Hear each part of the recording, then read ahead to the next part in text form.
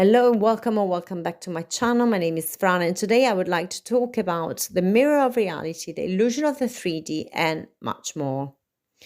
As you might have noticed, I haven't published any videos in a long time, and that's because, first of all, I only ever want to make a video when I'm inspired to do so, and I'd rather have quality over quantity.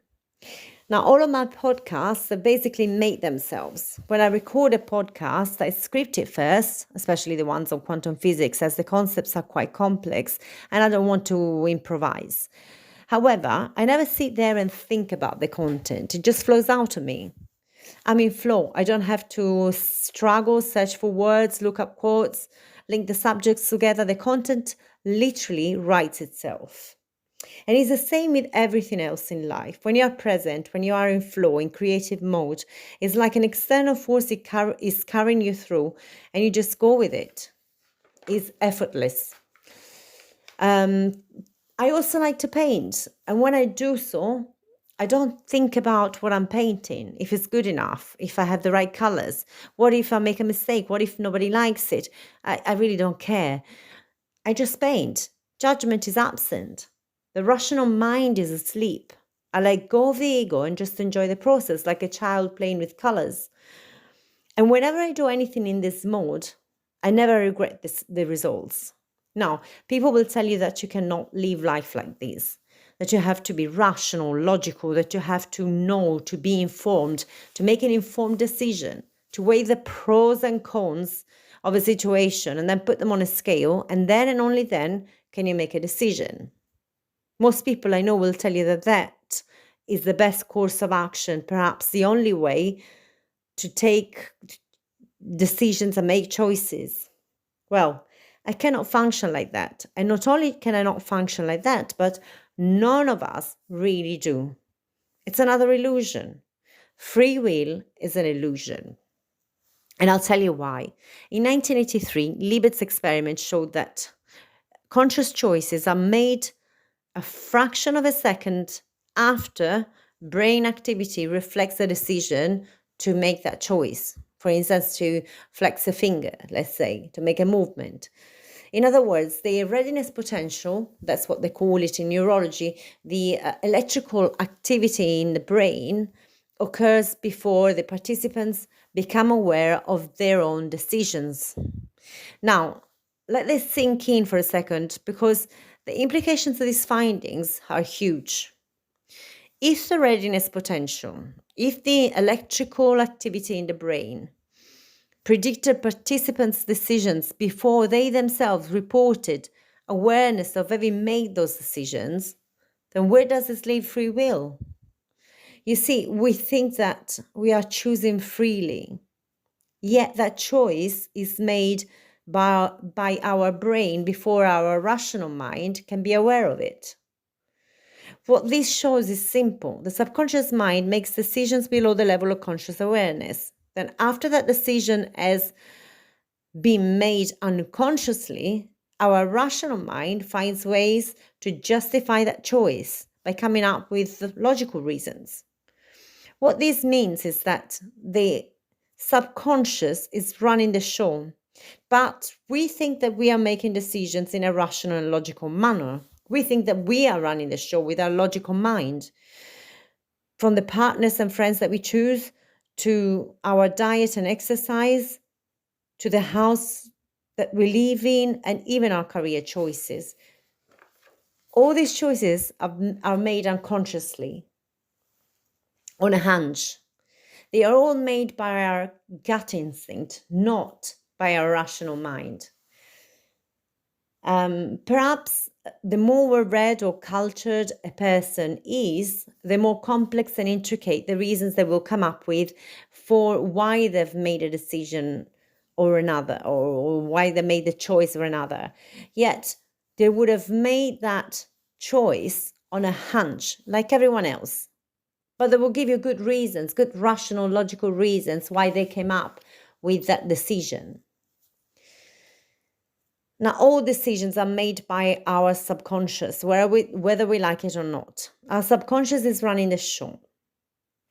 Like Carl Jung once said, unless you make the unconscious conscious, The unconscious will run your life and you will call it fate. Ever wondered why you keep having the same types of partner? Why you keep repeating the same old relational patterns and mistakes? Why you keep losing money, or why none of your business ideas are taking off? Or why you can't seem to shake off those extra pounds, no matter how hard you exercise or diet? It's all down to your paradigm of reality. Most people are not aware of their paradigm. These are ingrained beliefs implanted by parents, teachers, and other authority figures in childhood, and also by the media and by our culture and education in general. The paradigm is also shaped by emotional experiences we had in childhood, experiences which we have interpreted in a certain way and then generalized. So when a similar experience comes up in our life again, we use that paradigm to react. Now, our subconscious thinks that these will protect us from danger.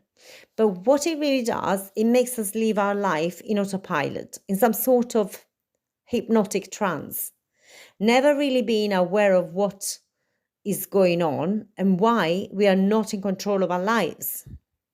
So what we need to do is bring awareness to our subconscious programming, shine a light on our limiting beliefs. But you might ask, if they are subconscious or even worse, unconscious, how do we become aware of these beliefs? How do we even know that they are there in the first place? Easy. Life is a mirror. Reality is a mirror. The 3D is a mirror. I repeat these over and over again because I really want it to sink in. What you see out there in your life is reflecting your innermost beliefs about life, about you, and about others, about people in general, about the world. Sometimes when I say this, people get offended or upset. If they hate their life and they're having a run of quote unquote bad luck, they then start blaming themselves, and that obviously is not helpful. When I say that life is a mirror, it doesn't mean that if life is quote unquote bad, then you must be bad too. Apart from the fact that good or bad are arbitrary value judgments made by the subconscious mind on the basis of social stereotypes, and so they are pointless. And we really don't need those value judgments in our life. But what I mean when I say that life is a mirror is that perhaps you have a belief that you are not worthy of love, of success, or health, or wealth.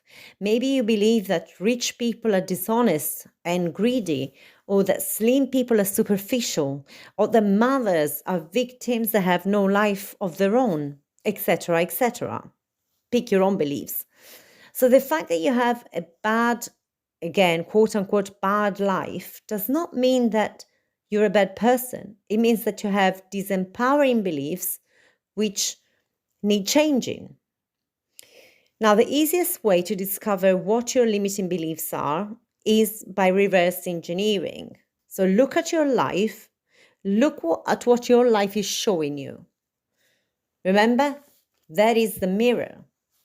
What is lacking in your life? What is missing?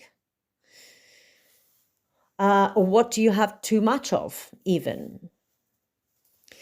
What is the belief that would perpetuate this lack in your life? Of the repeating of a certain experience in your life that you don't like? What is the belief behind those facts? Then realize that beliefs are not set in stone.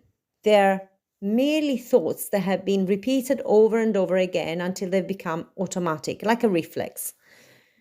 Now, the subconscious doesn't like a void. So whatever belief you are binning, replace it with a more empowering one.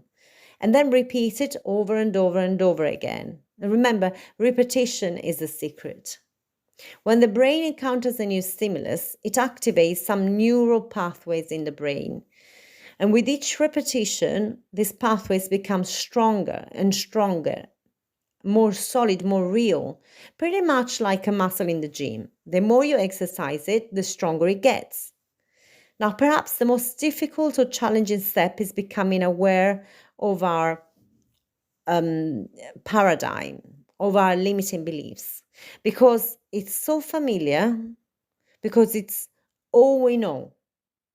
We have become blind to it. It's like water to a fish. It's just there in the background and we don't even know that it's there. Now, the second step might also present its own set of challenges, and that's changing your paradigm. First of all, it's tiring. If you've ever learned a new skill, you know that it requires effort, attention, concentration, energy, and willpower. And that's why we say that it's outside of our comfort zone. Also, your paradigm is all you know. Your present paradigm is all you know. It's how you've been living your life. It's what you have been believing all these years. It's your manual for navigating through life. So changing it may feel like losing a part of yourself. It will, in a sense, it will threaten your sense of identity. This is when you will need to remind yourself that your identity is simply a mask that you've selected amongst many, a costume that fits its purpose at the time, but that right now might have run its course. So you might need to change that costume. You might need to remove that mask. That's all your identity is. And like Bruce Lee used to say, you have to be like water, ever changing. Water takes the shape of that which it falls into. Water is fluid, formless, and because of that, it adapts easily to any environment it's placed in.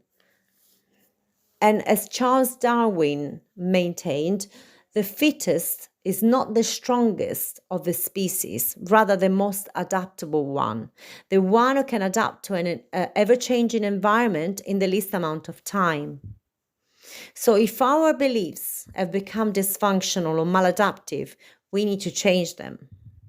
But as I said earlier, the most challenging step is realizing and acknowledging that we hold certain beliefs.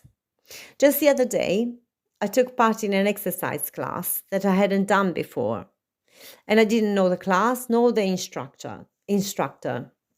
So as it turned out, the instructor was great. She had amazing energy. She did the entire class with the participants. She was happy, smiley, strong, played great music, and moved in a timely fashion. The whole class was moving as one. And the positive energy in the room was palpable. Now, fast forward to the next day, same class, different instructor. The instructor showed up late. Her clothes were creased up. She hadn't even brushed her hair. She walked in slowly and seemed drained. Now and then she would demonstrate an exercise and then walk off looking bored. Everyone was moving at a different pace and out of sync with the music even. And the music also was kind of boring and uninspiring. And the instructor kept shouting, "Come on, where's your energy? What's wrong with you?" Funny, isn't it? When you see it from the outside, she was completely unaware that the class was a perfect match, a perfect mirror of her own energy, or lack thereof. Well, reality, the 3D, as we like to call it here, is just like that. You are the instructor. And whether you like it or not, your participants reflect your energy. If you vibrate at a low frequency, so will they. If you're tired and unmotivated, it's no use shouting at your students to have more energy. If you're not passionate, if you're not enjoying your class, how can they? Reality is just like that. Look at what life is throwing back at you and use it as feedback. Reality, the 3D, I'll say it once more, it's your mirror. It's the mirror of your beliefs, it's the mirror of your paradigm for life. And if you are looking at your class and it looks like people are getting bored or tired or in pain or out of sync, it's also no use to stand there and think, I'm a crap instructor, look at that, I'm a failure. If only I could blame them, then I'll feel better about myself. Because that's what we usually do in life. We blame others, fate, bad luck, because we are afraid to look within. Our ego feels threatened. As children, we've learned to deny any blame. We've learned to say that it's not our fault or else we get punished. So this habit is still active, is still ingrained within us. Instinctively, we want to defend our dysfunctional habits and beliefs, and we want to justify ourselves and look for reasons not to change them. But this is not about blame. It's not about excusing ourselves or justifying ourselves. This is about improving our lives, radically changing our lives. Are you not tired of the same old crappy reality repeating itself over and over again as if you were in Groundhog Day? If so, stop expecting it to be the same, become open to be proven wrong, and be like water. Adapt, change. Change that which doesn't work for you. So reality is not your enemy. Reality is your friend. It's just showing you where you need to work on, what you need to work on, what you need to change. And it's telling you how you need to perhaps say, do you need to change the music, smile more, raise your voice, have more fun? I'm still going with the gym analogy here, but you know what I mean. If you're flying an aircraft and you're flying in autopilot, but the warning system is telling you that you're flying too close to another aircraft, will you get angry at the warning system for accusing you of not knowing what to do? Or would you disengage the autopilot and adjust your course, all the while feeling grateful for the warning system? Right? It seems like a stupid question, but this is what we do in life. When reality points out your dysfunctional or limiting beliefs, it's not attacking your identity. You don't have to feel threatened or guilty. Simply acknowledge that you need to change your paradigm. But here comes the third challenge when changing our paradigm of reality. There is a time lag between you changing your beliefs, between you changing your paradigm, and the 3D, the outside reality changing. It's like anything in life. Let's go back to the gym analogy now for a second. When you change your exercise regime, or when you start exercising for the first time, it will feel tiring, not fun, and your muscles will be sore for a few days. Yet, you won't see any results immediately. In other words, the discomfort is immediate, but the results are not. Now, this is when most people will give up. Their internal dialogue will go something like this. It's not worth the effort. It's no use. Nothing is changing. My metabolism is slow. My DNA is that of a fat person, etc., etc. There's nothing I can do to change. And this is not working. But this is what will make or break you. If you keep checking the scale every day and see no progress, you will lose motivation and go back to your old ways. This is why it's paramount that when you are adopting new beliefs, a new paradigm, when you're living in the end of your desire, as if it's already there, you cannot, I repeat, you cannot keep checking your 3D for validation, that you're doing the right thing, that you're going in the right direction, because your 3D will show you none of it. In fact, it might even show you the opposite of that. It's like when you start exercising, you will first gain some weight because muscles weigh more than fat. That doesn't mean that you're not getting any results, but you won't be able to see it straight away. So stop checking the 3D. You have to ignore reality. You have to be delusional, to have delusional faith in your results. Forget the scale, forget the mirror.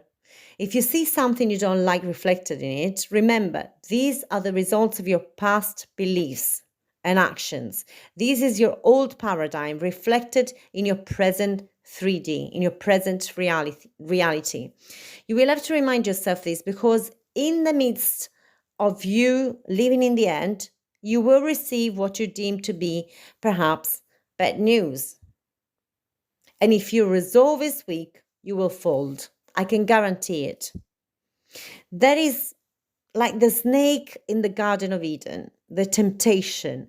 The temptation is to believe in a 3D more than in your end result, more than in your imagination. Okay, so that is the ultimate sin. When you believe in the evidence of the senses more than in your inner vision, your inner conviction. So if I can give you any advice at all, is this: ignore the 3D. I know it's been said before, but please ignore the evidence coming up from the senses. Be delusional. Have total faith in your vision.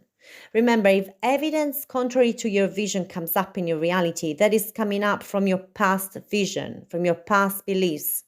You're doing nothing wrong in the present. You're doing nothing wrong right now. So stay strong. In fact, I'll tell you something else. Negative evidence is the step before everything starts to change for the better. So this is what I do when this happens. I stop whatever I'm doing. I take a deep breath and I refuse to get in a negative mood. I flat out refuse. I remind myself that although this may seem negative from my limited perspective, I don't know what it means in the great scheme of things. So I withhold judgment. It's not good. It's not bad. I ignore it. As I'm pretty competitive as well, I found this quite beneficial, quite helpful. I look at negative evidence, or what I consider to be negative evidence, and challenge the 3D. I actively challenge the 3D. I'm ignoring you. I actually say it out loud. If I'm alone, obviously. I know I said be delusional, but please don't start talking to yourself in public places. That will not lead to anything good. So, but jokes aside, the best advice I've ever received, even if you do nothing else, no other techniques, even if you are not aware of your own limiting beliefs, even if you don't know self-work whatsoever, ignore the 3D. I know this runs counter to everything we've been taught before in life. You've been told, keep your feet on the ground, be realistic, look left and right before crossing the street, don't accept sweets from strangers, and so on and so forth. Now I'm telling you to ignore reality, to be delusional, to trust in your inner vision more than in your senses. But look, the 3D, the five senses, rationality are all great instruments, great tools for survival. But survival is not enough for us self-reflecting beings. We need to thrive, to grow, to expand. And you cannot thrive trapped in a limited mind. Now, since I've started reading Neville Goddard, I've really started looking at the Bible in a different way as well. I've always read that passage about turning the other cheek and thought, how stupid is that? How silly. Even animals know that that is a stupid thing to do. If you want to survive, you do not offer the other cheek to your opponent. You fight back or you run. You do not expose your weak side to your attacker. That's just silly behavior. But now I'm reading that passage in a whole different way.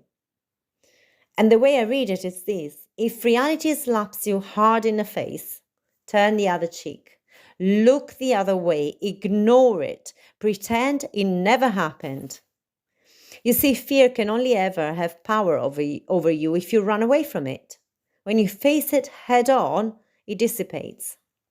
It's the same with the 3D. When you ignore it, it will slowly dissipate. But in order to ignore the negative 3D, the negative circumstances in your 3D, and the fear that comes with it, you will need to override your fight or flight automatic reflex. You will need to look at your 3D and then turn away from it, starve it of attention, remove the oxygen that keeps that flame alive, turn the other cheek. So I intend that this video will help you turn your life around and achieve all your wildest dreams. I intend that it will give you the motivation you need to make those changes in your life in an effortless way, not through struggle and pain, but simply by enjoying the process of living in the end and ignoring all evidence to the contrary. Be delusional, be in flow, be creative. Believe in your own inner vision more than the illusion of the five senses. Ignore the mirror and the scale. Remember, observation, measurement creates reality. So stop measuring and checking reality as it is right now. That is just going to reinforce your current 3D, solidifying what already is. And don't waver. If you've worked on your beliefs, if you're living in the end and life slaps you across the face, turn the other cheek. Do not reward that negative evidence with attention unless you want more of the same. So this is it for today. And if you found this content interesting, helpful, or thought-provoking, please remember to like, share, subscribe, and hit the bell option so you can be notified of my future podcasts. In any case, thank you for listening. Have a wonderful, magical, limitless life.